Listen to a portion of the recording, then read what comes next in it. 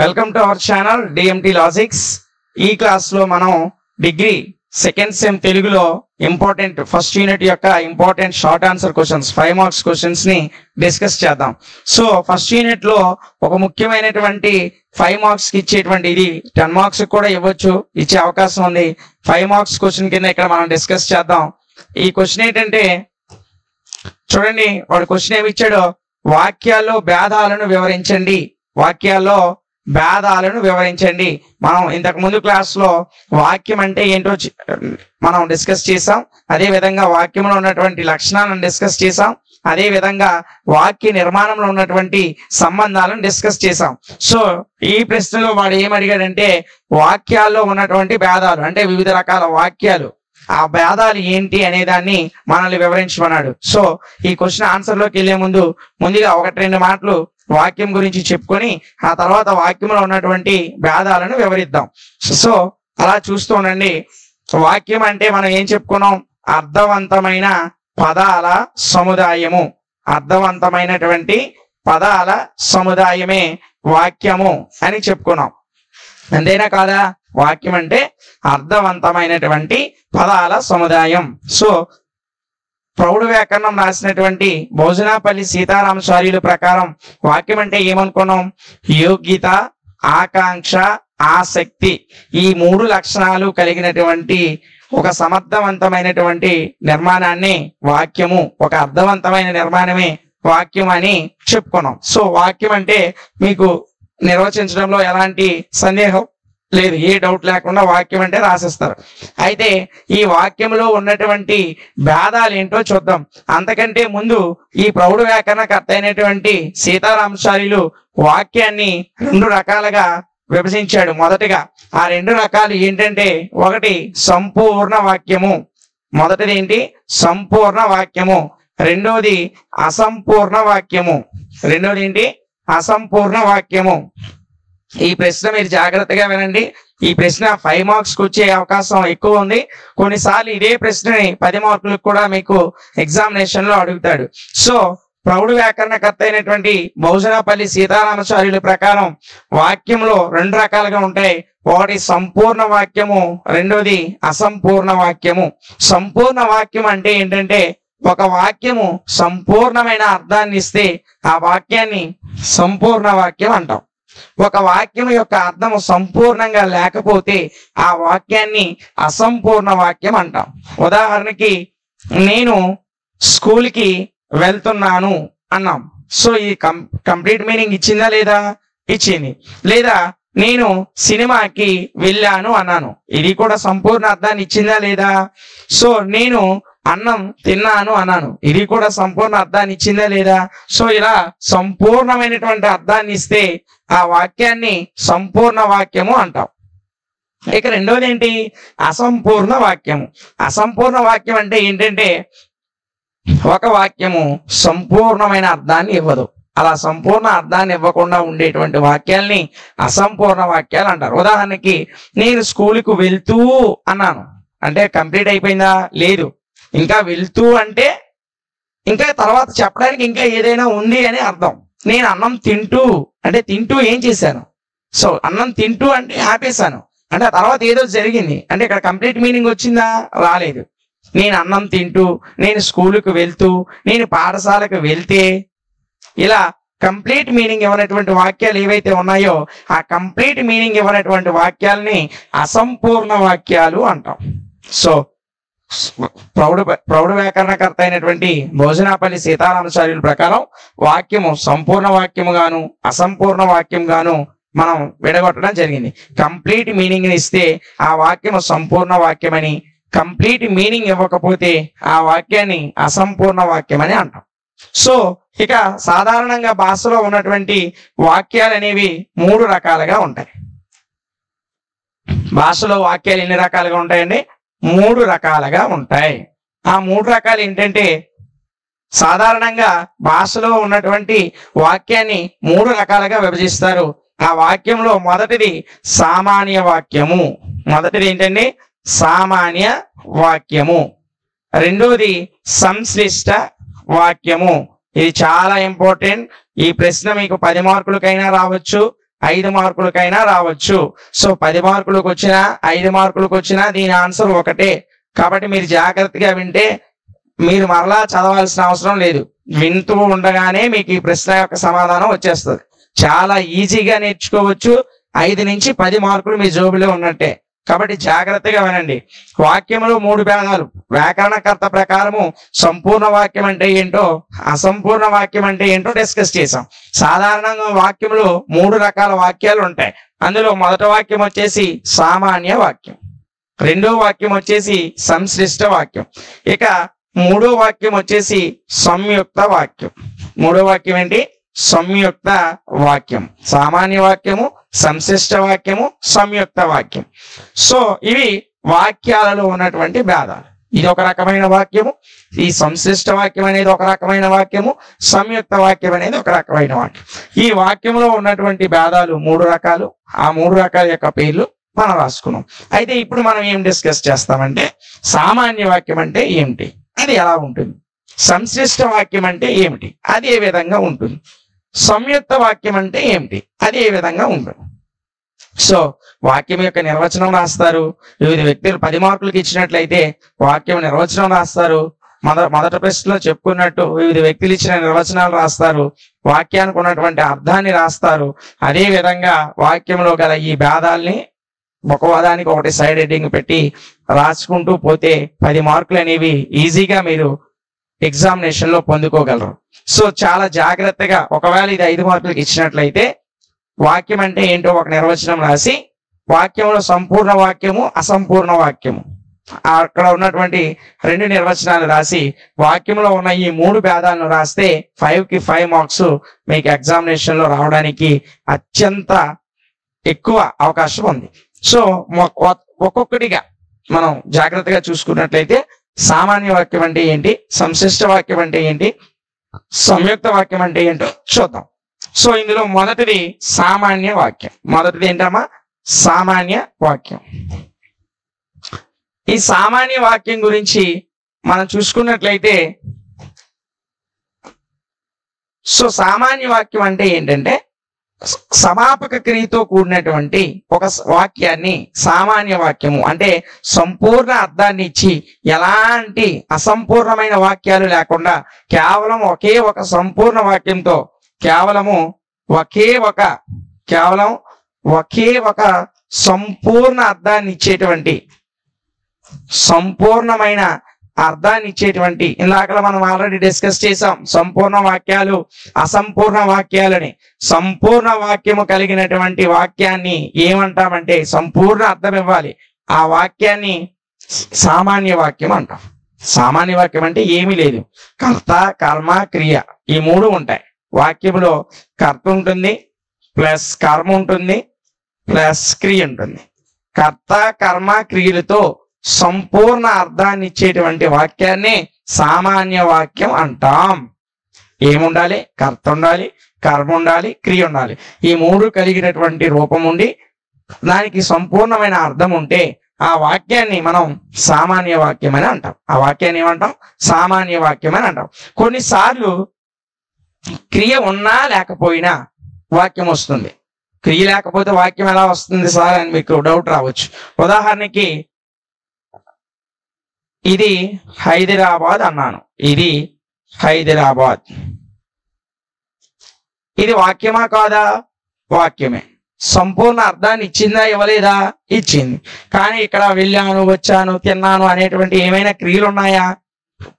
పనిని తెలియజేసే పదాలు క్రియలు. ఇక్కడ ఏమైనా పనులు ఉన్నాయా? లేవు. అంటే క్రియ ఉందా లేదా? లేదు. క్రియ లేకపోయినా సంపూర్ణ అర్థాన్ని ఇచ్చిందా లేదా? ఇచ్చింది.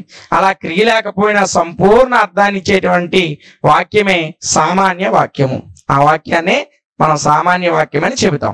ఒకవేళ క్రియ ఉంటే ఆ క్రియ సమాపక క్రియ అయ్యి ఉంటుంది. ఆ క్రియ ఏం క్రియ అవుతుంది? సమాపక క్రియ అయ్యి ఉంటుంది. ఏంటి సార్ సమాపక క్రియ అంటే? సంపూర్ణమైన అర్థాన్ని ఇచ్చే క్రియని సమాపక క్రియ అంటాం.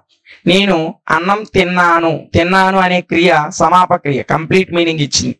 అలా కాకుండా నేను అన్నం తిని అన్నాను. తిని అంటే ఆ తర్వాత ఏదో జరిగింది అంటే కంప్లీట్ మీనింగ్ ఇంకా రాలేదు ఆ వాక్యానికి. అప్పుడు తిని అనేది అసమాపక క్రియ ఉంటుంది, అంటే పనిని సంపూర్ణంగా చెప్పలే. తిని అనే తర్వాత ఇంకా ఏదో మిగిలే ఉంది. సో అలా మిగిలి ఉందని చెప్పే క్రియ అసమాపక క్రియ అవుతుంది. తిన్నాను అంటే కంప్లీట్ అయిపోయింది. సో తిన్నాను అనేది సమాపక క్రియ. సో కర్త కర్మ క్రియలతో ఉండి సంపూర్ణ అర్థాన్ని ఇస్తే అది సామాన్య వాక్యం అని చెప్పాం. ఒకవేళ క్రియ లేకపోయినా సరే సంపూర్ణ అర్థం ఇస్తే అది సామాన్య వాక్యం. ఒకవేళ ఆ క్రియ ఉంటే ఆ క్రియ ఏ క్రియ అయి ఉంటుంది? సమాపక క్రియ ఉంటుంది. ఇదిగోండి సమాపక క్రియ. ఉదాహరణకి నేను పాట పాడాను. నేను ఏం పాడాను? పాట పాడాను.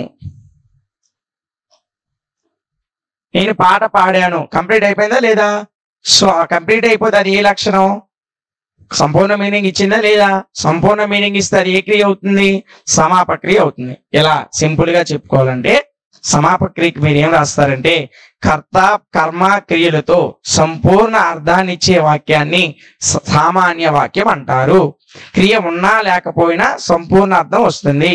ఒకవేళ క్రియ ఉంటే అది సమాపక క్రియ అయ్యి ఉంటుంది. ఇదే సామాన్య వాక్యం. ఉదాహరణకు నేను పాట పాడాను, ఆమె నాట్యం చేసింది, వారు ఊరికి వెళ్తున్నారు, అతడు పెన్నతో రాస్తున్నాడు, ఆమె ఆటలు ఆడుతుంది, అది గెంతుతూ ఉంది, ఇది విజయనగరం, అది సాలూరు, లేదా ఇది విశాఖపట్నం, లేదా అది రాజమండ్రి, లేదా ఇది చింత చెట్టు, అది యాపిల్ పండు. ఇలా సమాపకమైనటువంటి క్రియలు ఉన్నా ఒకవేళ క్రియ లేకపోయినా సంపూర్ణ అర్థాన్ని ఇచ్చేటువంటి వాక్యాలు ఏవైతే ఉన్నాయో అవి సామాన్య వాక్యాలు. ఇందులో ఎలాంటి అసంపూర్ణ వాక్యాలు ఉండవు. ఓన్లీ ఒకే ఒక వాక్యం ఉంటుంది, అది కూడా సంపూర్ణ అర్థాన్ని ఇస్తుంది. ఆ సంపూర్ణ అర్థాన్ని ఇచ్చే వాక్యాలని సామాన్య వాక్యాలు అంటారు. ఇందులో ఎలాంటి అసంపూర్ణ వాక్యాలు ఉండవు. సో కర్త కర్మ క్రియలను కలిగి ఉంటుంది. క్రియ లేకపోయినా సరే సంపూర్ణ అర్థాన్ని ఇస్తే అది సామాన్య వాక్యమే అవుతుంది. ఇది సామాన్య వాక్యం. తర్వాత రెండో వాక్యం ఏంటో ఒకసారి చూద్దాం.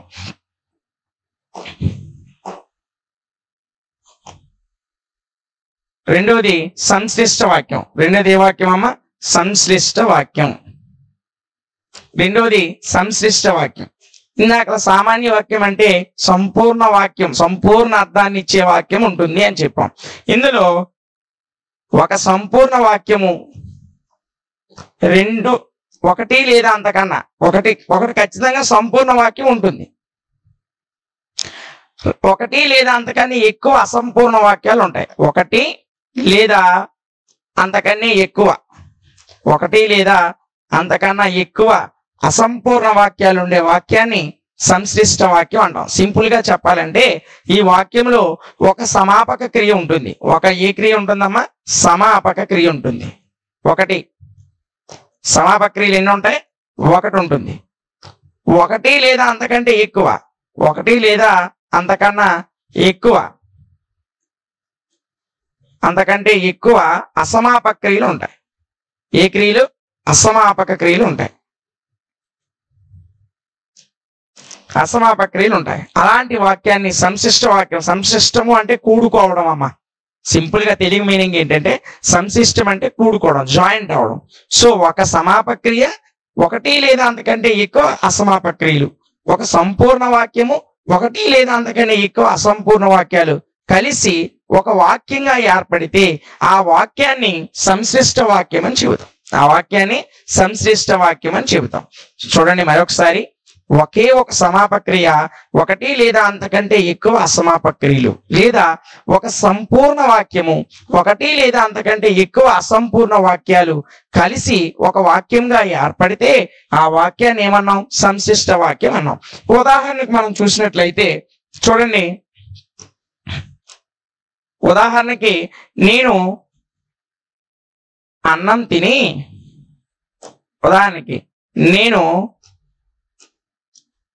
పుస్తకం చదివి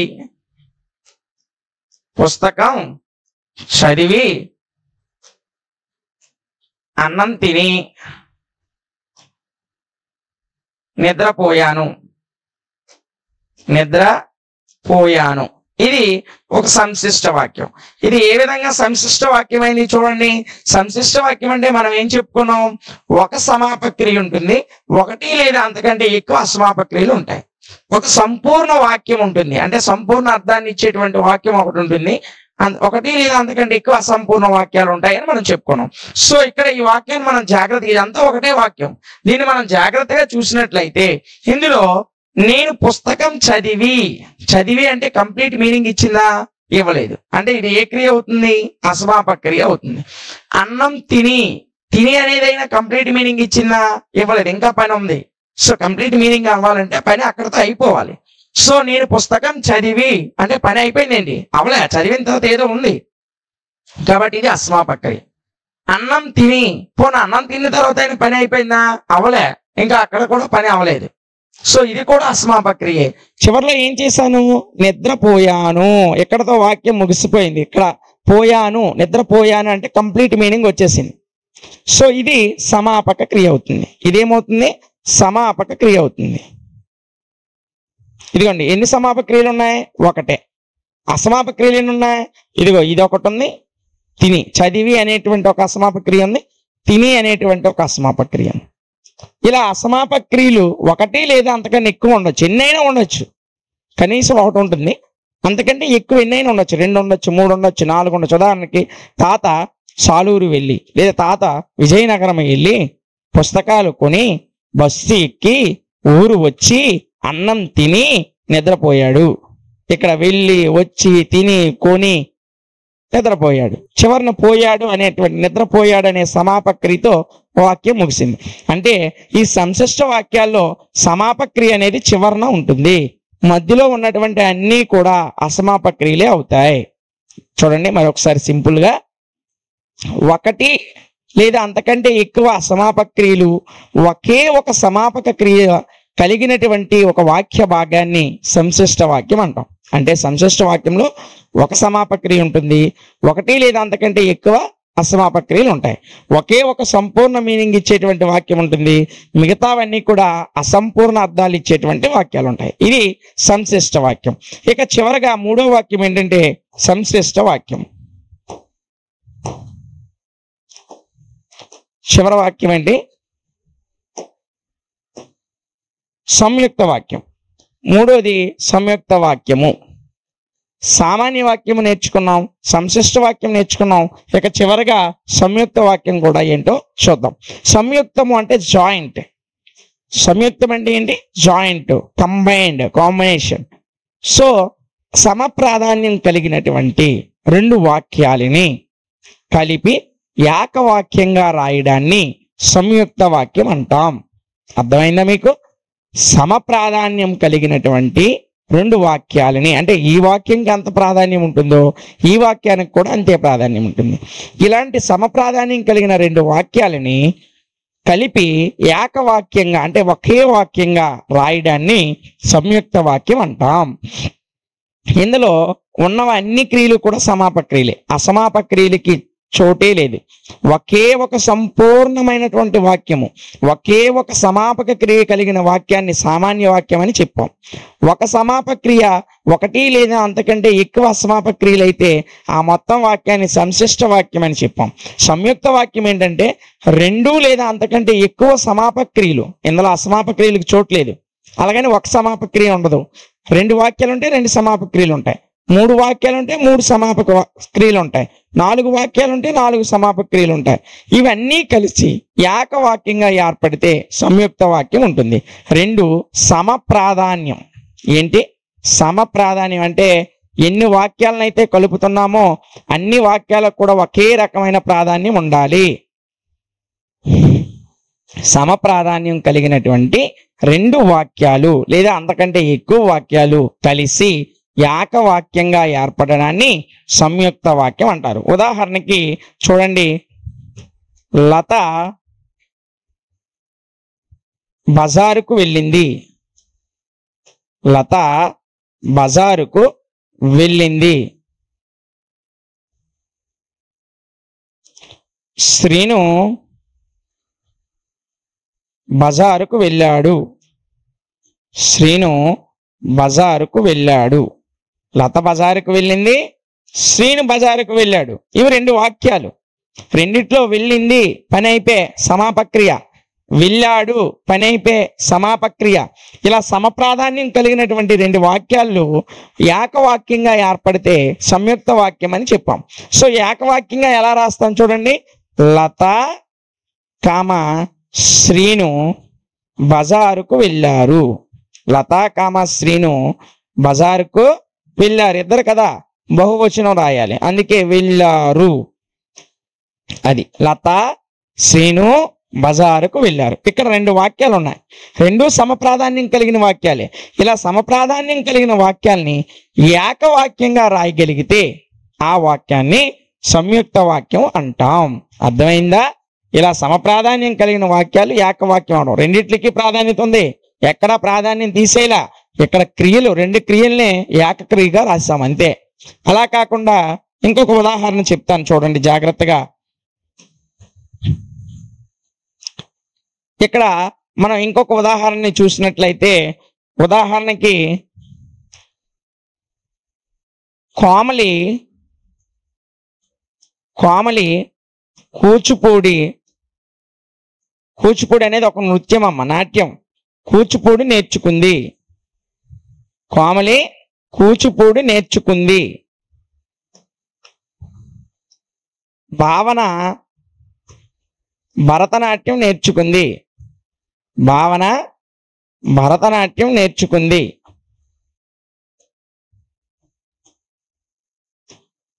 చూడండి, ఇది కంప్లీట్ మీనింగ్ ఇచ్చింది, ఇది కంప్లీట్ మీనింగ్ ఇచ్చింది. అంటే రెండు సంపూర్ణ వాక్యాలే, రెండు సమాపక్రియలను కలిగి ఉన్నాయి. ఇలా రెండు సమాపక్రియలు కలిగి రెండు సమప్రాధాన్యత కలిగిన వాక్యాల్ని ఏకవాక్యంగా రాయడమే సంయుక్త వాక్యం అని చెప్పుకున్నాం. ఇది సంయుక్త వాక్యంగా ఎలా రాస్తామంటే, కోమలి కామ భావన కోమలి కూచిపూడి, కోమలి ఏంటి కూచిపూడి కామ భావన భరతనాట్యం, కోమలి కూచిపూడి కామ భావన భరతనాట్యం నేర్చుకున్నారు. ఇద్దరిని కలిపి ఎక్కడ చెప్తున్నాం కాబట్టి నేర్చుకుంది అనకూడదు, నేర్చుకున్నారు అని రాస్తాం. కోమలి కూచిపూడి, భావన భరతనాట్యం నేర్చుకున్నారు. ఈ విధంగా సంయుక్త వాక్యం అనేది మనకి ఏర్పడుతుంది. సమప్రాధాన్యం చూడండి, మూడు వాక్యాలు ఉన్నాయి. సామాన్య వాక్యము, సంశిష్ట వాక్యము, సంయుక్త వాక్యము.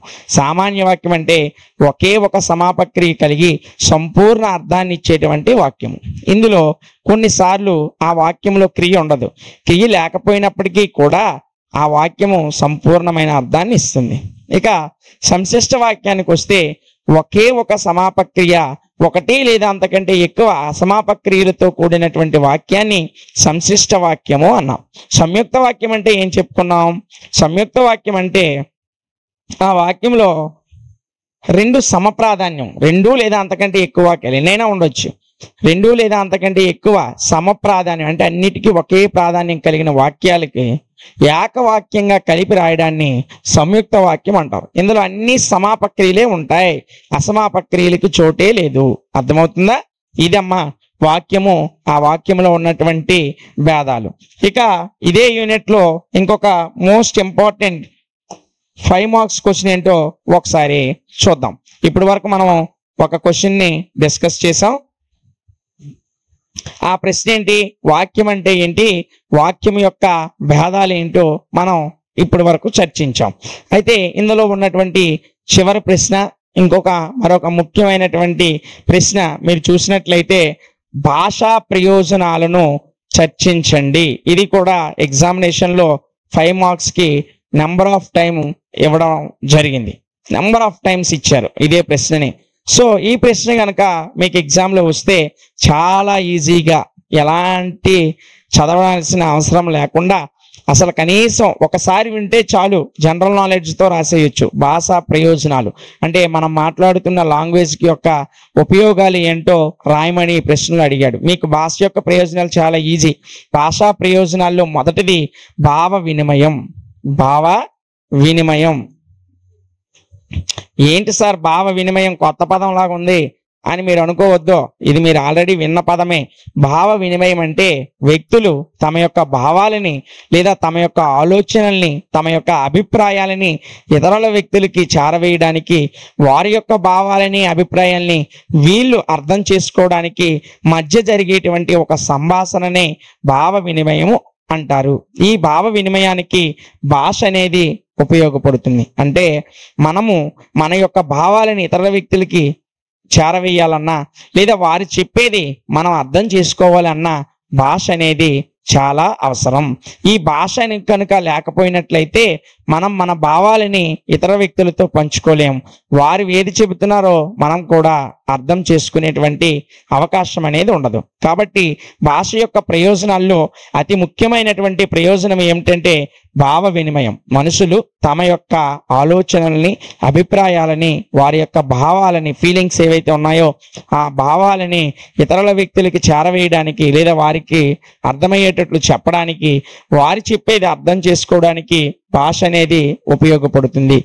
అదేవిధంగా రెండోది, భాష సంఘ జీవనానికి ఉపయోగపడుతుంది. భాష సంఘ జీవనానికి ఉపయోగపడుతుంది. ఏంటి సార్ సంఘ జీవనం అంటే?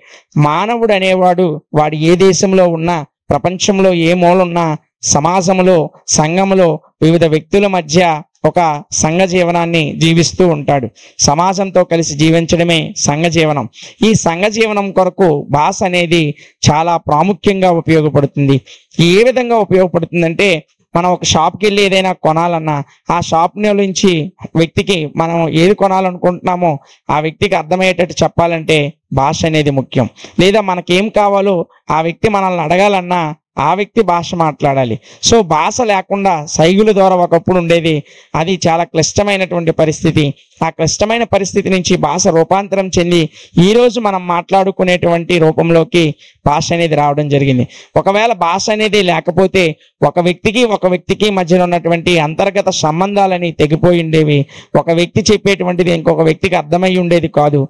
ఇంకొక వ్యక్తి చెప్పేది ఈ వ్యక్తి అర్థం చేసుకునేవాడు కాదు. ఇతను తన యొక్క భావాలను అవతల వ్యక్తికి చెప్పలేడు, అవతల వ్యక్తి చెప్పే భావాలను అర్థం చేసుకోలేడు. ఈ విధంగా సమాజంలో వివిధ వ్యక్తులతో కలిసి జీవించడానికి అవకాశం అనేది ఉండదు.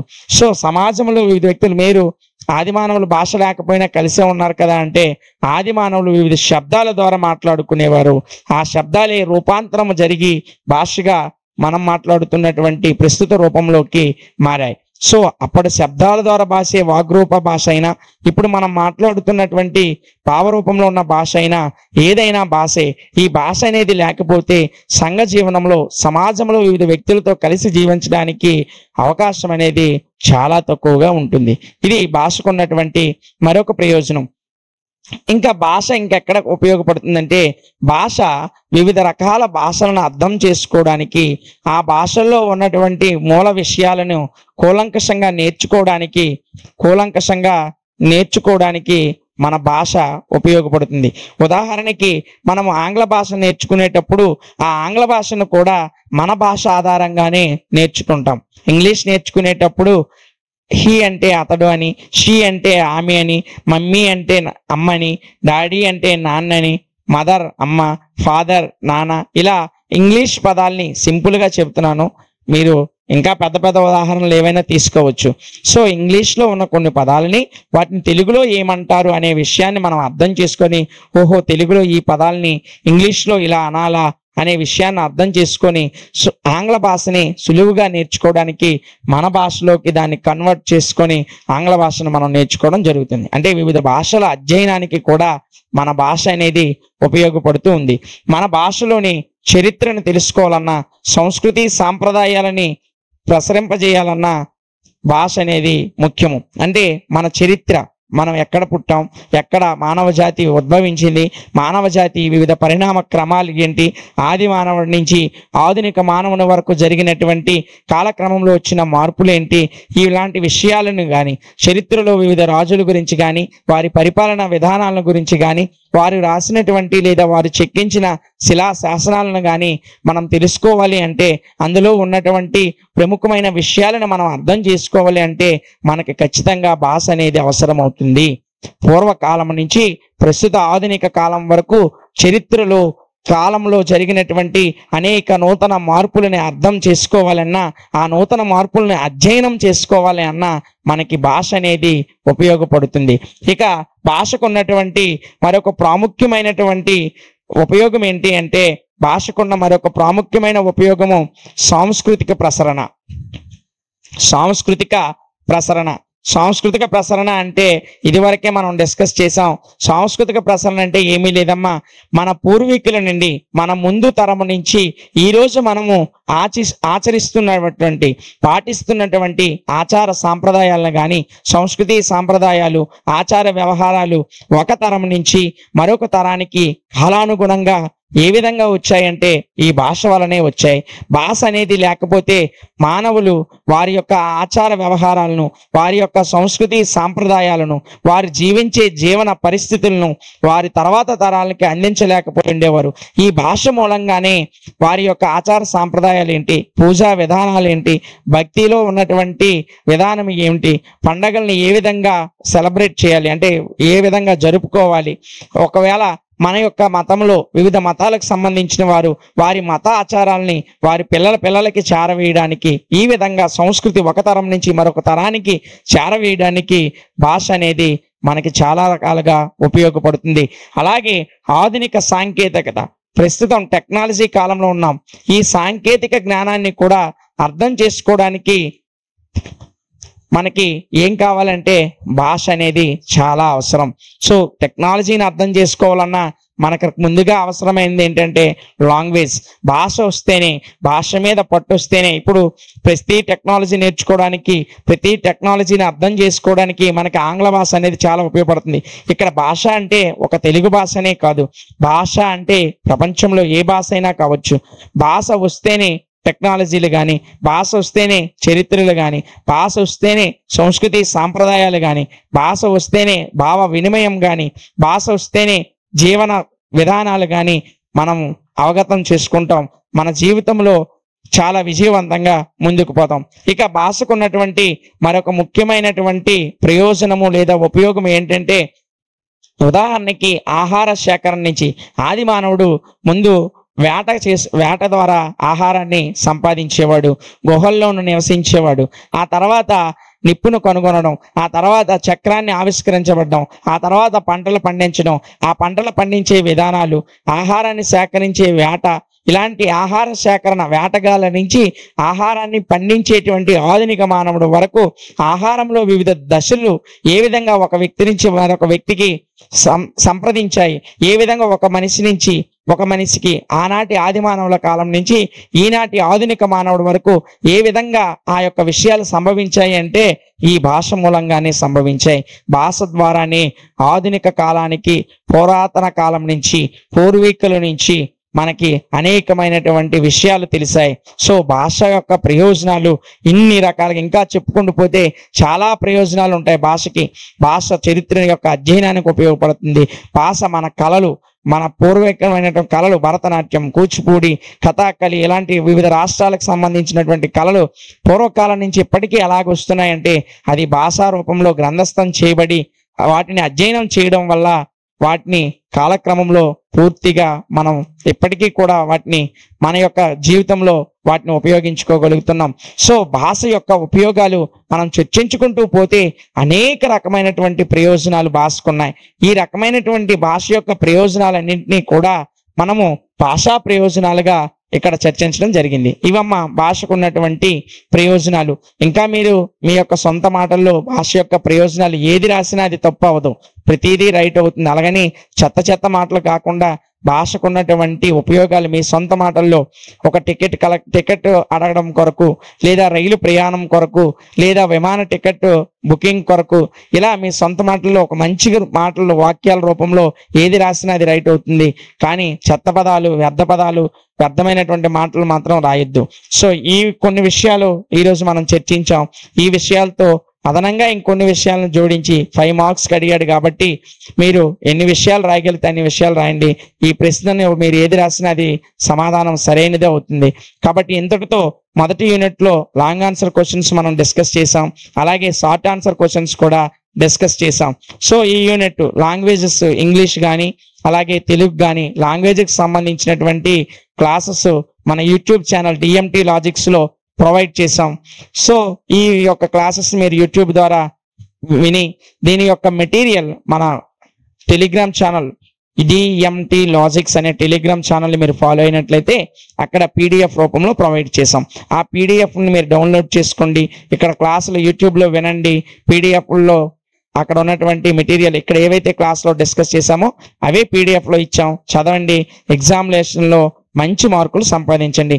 అలాగే మరి ముఖ్యంగా ఈ డిగ్రీ సెకండ్ సెమ్కి సంబంధించినటువంటి సబ్జెక్ట్ పేపర్లు ఏవైతే ఉన్నాయో మ్యాథ్స్, ఫిజిక్స్, కెమిస్ట్రీ, అలాగే బాటనీ, జువాలజీ అన్ని గ్రూపులకు సంబంధించిన మెయిన్ సబ్జెక్టులన్నీ కూడా మన యాప్ డిఎంటి లాజిక్స్లో మన యాప్లో వాటి యొక్క రికార్డెడ్ క్లాసెస్ ప్రొవైడ్ చేసాం.